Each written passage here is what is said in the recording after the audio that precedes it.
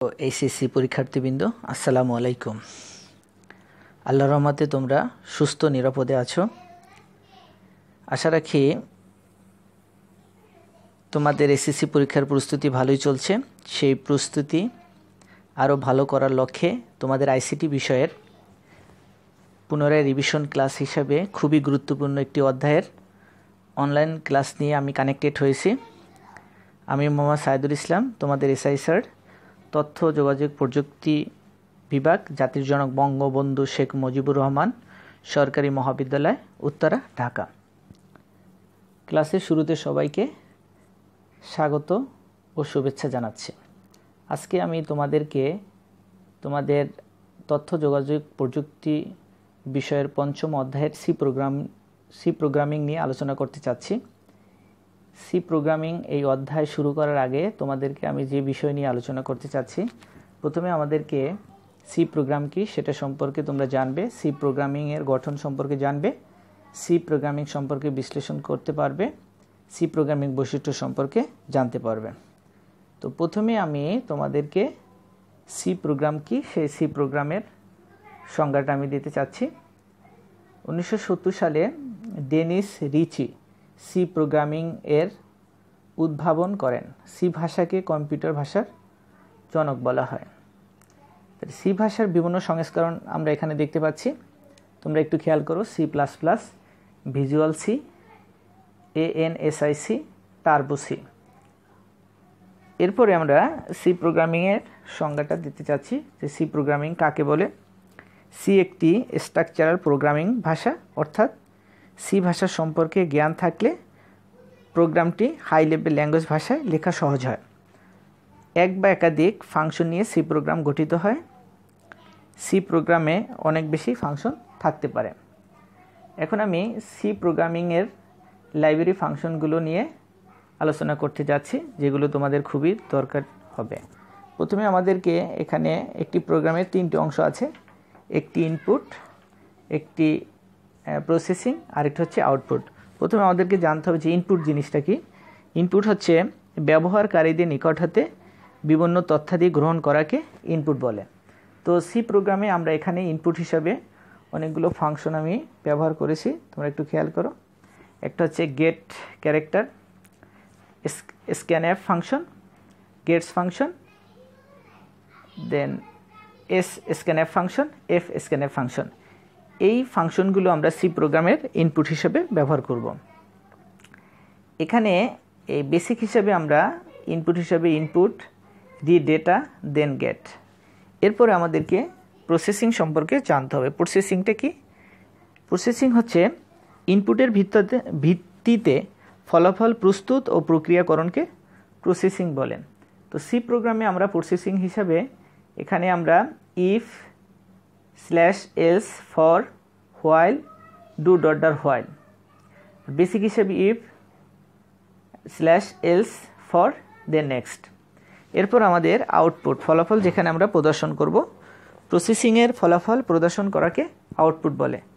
তাহলে সি প্রোগ্রামে আমরা আউটপুট হিসাবে যে ফাংশনগুলো ব্যবহার করব, একটা হচ্ছে put character function, puts function, printf function, printf function. এরপর আমাদের বেসিক হিসাবে এখানে আমাদের print, lprint, right, print using. এখন আমরা এখানে সি ভাষার কিছু বৈশিষ্ট্য সম্পর্কে তোমাদেরকে বলছি। প্রথমে আমাদের সি ভাষার মেইন ফাংশনটি হচ্ছে মেইন ফাংশনের মাধ্যমে শুরু হয়। সি প্রোগ্রামটি মেইন ফাংশনের মাধ্যমে শুরু হয়। একাধিক মেইন ফাংশন থাকতে পারে না সি প্রোগ্রামে। এরপরে আমাদের ফাংশনের মাঝে যে স্টেটমেন্ট থাকে বা থাকবে তা left brace and right brace বন্ধনী দ্বারা বা সেকেন্ড ব্র্যাকেট দ্বারা শুরু এবং শেষ করতে হয়। এরপরে আমাদের প্রতিটি স্টেটমেন্টের সাথে শেষে সেমিকোলন চিহ্ন দিতে হবে। হেডার ফাইলকে আমরা #include দিয়ে শুরু করতে হবে। দেন একই প্রোগ্রামে ছোট হাতের বড় হাতের অক্ষর ব্যবহার করা যাবে না। দেন সিতে কম্পাউন্ড অপারেটর হিসাবে plus, equal to, minus, equal to, star, equal to রয়েছে। এগুলোকে লজিক্যাল অপারেটর বলা হয়। এরপরে আসো আমরা সি প্রোগ্রামিং কম্পাইলার কি। কম্পাইলার দোভাষীর মতো কাজ করে উচ্চতর ভাষায় লিখিত প্রোগ্রামকে মেশিন ভাষায় রূপান্তর করে। কম্পাইলারের প্রধান কাজ কি? সোর্স প্রোগ্রামকে অনুবাদ করে অবজেক্ট প্রোগ্রামে তৈরি করা, প্রোগ্রামে কোনো ভুল থাকলে তা জানানো, প্রধান মেমোরি অবস্থান করা, প্রোগ্রামের ভুল ত্রুটি সংশোধন করা। এখন একটি প্রোগ্রাম তৈরি করতে আমাদের কি কি লাগবে? প্রতিটি প্রোগ্রামের 3টি অংশ থাকে, একটা হচ্ছে ইনপুট, প্রসেসিং, দেন আউটপুট। আমরা এখানে documentation section, link section, definition section, global declaration section, main function section, sub program section. এখন আমি এই প্রত্যেকটির বর্ণনা তোমাদেরকে দিচ্ছি। এর পাশে একটি আমরা সি প্রোগ্রামের মৌলিক গঠন সম্পর্কে বলছি। প্রথমে দেখো আমাদের ডকুমেন্টেশন সেকশন, যেখানে মন্তব্য লেখা হয়। দেন লিঙ্ক সেকশনের কাজ হচ্ছে যেখানে হেডার ফাইল সংযুক্ত থাকে। ডেফিনিশন সেকশন, যেখানে ধ্রুবমানের ব্যবহার করা হয়। গ্লোবাল ডিক্লারেশন সেকশন, যেখানে গ্লোবাল ভেরিয়েবল ঘোষণা করা হয়। দেন মেইন ফাংশন সেকশন, যেখানে মেইন ফাংশন বিভাগ, মেইন ফাংশন শুরুর ব্র্যাকেট। দেন মেইন ফাংশন যেটাকে বলা হয় লেফট ব্রেস, যেখানে মেইন ফাংশন শুরুর ব্র্যাকেট। দেন ডিক্লারেশন পার্ট বা ভেরিয়েবল ঘোষণা, execution part, processing value. Then main function close, main function শেষ ব্র্যাকেট। সাব প্রোগ্রাম সেকশন, ব্যবহারকারী নিজস্ব ফাংশন লেখা। ফাংশন 1, ফাংশন 2, এখানে ব্যবহারকারী নিজস্ব ফাংশন 1, দেন ফাংশন n। অর্থাৎ প্রোগ্রামটি ভালোভাবে বোঝার জন্য header file, comment statement, input statement, output statement, return statement ইত্যাদি সম্পর্কে জানা। এখন আমরা একটি ম্যাথমেটিক্যাল প্রবলেম আমি দেখি। এখানে দুটি সংখ্যার যোগফল নির্ণয় করে সংখ্যা দুইটি সহ যোগফল প্রিন্ট করার একটি কোড লেখো। তো প্রথমে আমাদেরকে এই প্রোগ্রামটি শুরু করার জন্য প্রথমে লিখতে হবে #include stdio.h। stdio.h এটাকে বলা হয় কি হেডার ফাইল। এখানে হেডার ফাইল হিসাবে stdio.h ও conio.h হেডার ফাইল যথাক্রমে printf function, scanf function, library ফাংশনের প্রোটাইপ হিসেবে বর্ণিত আছে। এরপর আমাদের মেইন ফাংশনটা শুরু। আমাদের মেইন ফাংশনটা শুরু সেকেন্ড ব্রেস দিয়ে। দেন ইন্টিজার, পূর্ণ সংখ্যার ক্ষেত্রে আমরা ইন্টিজার হিসাবে x এবং y অ্যান্ড সাম, এই দুইটা ভেরিয়েবল আছে আমাদের এখানে x এবং y অ্যান্ড সাম মানে যোগফল, এগুলো আমরা ডিক্লারেশন করে নিলাম। লেট ধরি x = 15 and y = 10। Then processing করতে হবে sum = x + y। Then print f first number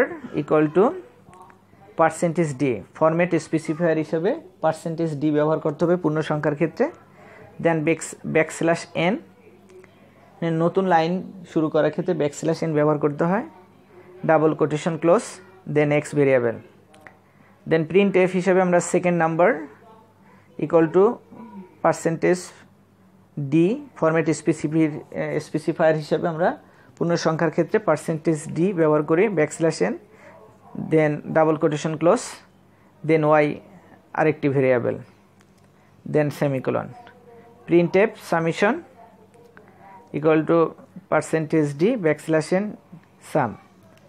দেন যেহেতু আমরা conio.h এটা হেডার ফাইল হিসেবে ব্যবহার করছি, সেই ক্ষেত্রে অতিরিক্ত আমাদের আউটপুট ফাংশন হিসেবে গেস ফাংশনটি ব্যবহার করতে হবে। দেন সেমিকোলন, দেন রাইট ব্রেস বা সেকেন্ড বন্ধনী ক্লোজ।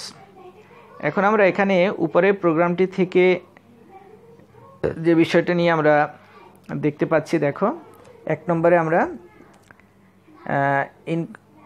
#include stdio.h এটা প্রোগ্রামের ভিতরে printf ফাংশনটি লাইব্রেরি ফাংশন হিসেবে সংযোগের জন্য ব্যবহার করা হয়েছে। নাম্বার 2 #include conio.h এটা প্রোগ্রামের ভিতর গেস ফাংশনটি লাইব্রেরি ফাংশন হিসেবে সংযোগের জন্য ব্যবহার করা হয়েছে। নাম্বার 3 মেইন এটা প্রোগ্রামের মূল ফাংশন, মেইন থেকে প্রোগ্রামের কার্যকারিতা শুরু হয়।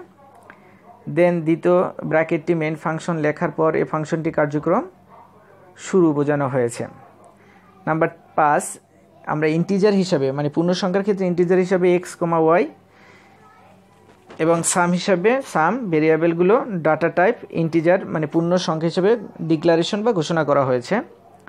এখানে আমরা 6 নম্বরে প্রিন্টএফ ফাংশনটি কম্পিউটারের পর্দায় প্রিন্ট করার জন্য ব্যবহার করা হয়েছে।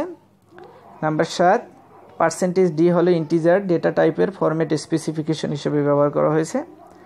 নাম্বার 8, \n ফাঁকা লাইন প্রিন্ট করার জন্য ব্যবহার করা হয়েছে। নাম্বার 9, সেকেন্ড এই ব্র্যাকেটটি ফাংশনের কার্যক্রম শেষ করার ক্ষেত্রে ব্যবহার করা হয়েছে।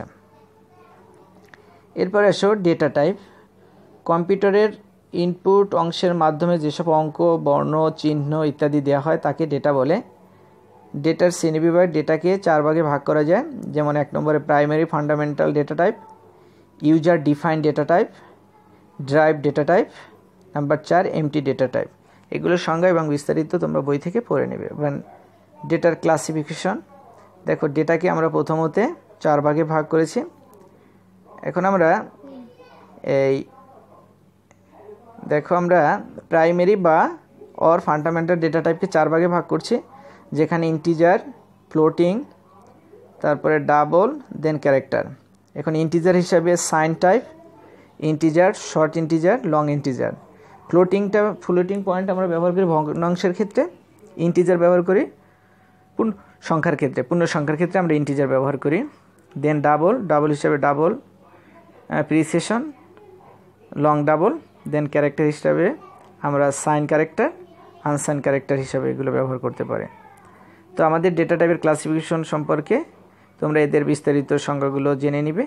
এরপর দলীয় কাজের ভিতরে আমরা দেখব কম্পাইলার কিভাবে কাজ করে, কম্পাইলার না থাকলে কি সমস্যা হয় সেই বিষয়টা তোমরা আলোচনা করবে। এবারে কিছু এমসিকিউ প্রশ্ন আছে এখানে, তোমরা এটা সমাধান করবে।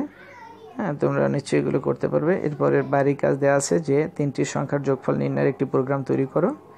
হ্যাঁ, অনুরূপভাবে অনেকগুলো প্রোগ্রাম তোমরা এভাবে করতে পারবে। আর এখানে আমরা আরও কিছু গুরুত্বপূর্ণ বাড়ির কাজ আমি দিয়ে দিতে চাচ্ছি। যেমন ধরো একটি ত্রিভুজের 2টি বাহু দেওয়া আছে, অর্থাৎ বেস এবং হাইট দেওয়া থাকে, উক্ত ত্রিভুজটির ক্ষেত্রফল নির্ণয়ের সি প্রোগ্রাম করো। এটা একটা ইম্পর্ট্যান্ট কোশ্চেন। দেন একটি ত্রিভুজের 3টি বাহু এ বি সি দেওয়া থাকলে উক্ত ত্রিভুজটির ক্ষেত্রফল নির্ণয়ের সি প্রোগ্রাম করো। এরপরে বৃত্তের ক্ষেত্রফল নির্ণয়ের সি প্রোগ্রাম করো। তারপরে হচ্ছে সেন্টিগ্রেড তাপমাত্রাকে ফারেনহাইট তাপমাত্রায় রূপান্তরে একটি সি প্রোগ্রাম তৈরি করো। অনুরূপভাবে ফারেনহাইট তাপমাত্রাকে সেন্টিগ্রেড তাপমাত্রায় রূপান্তরের সি প্রোগ্রাম করো। এরকমের অনেক গুরুত্বপূর্ণ সি প্রোগ্রামগুলো আছে, তোমরা প্র্যাকটিস করো, আশা করি ভালো করতে পারবে। তবে আজকে এই পর্যন্ত, আগামী ক্লাসে সি প্রোগ্রামের উপর আরও বিস্তারিত আলোচনা করা হবে। সবাই ভালো থাকো, সুস্থ থাকো, সবাইকে ধন্যবাদ। আল্লাহ হাফেজ, আসসালামু আলাইকুম।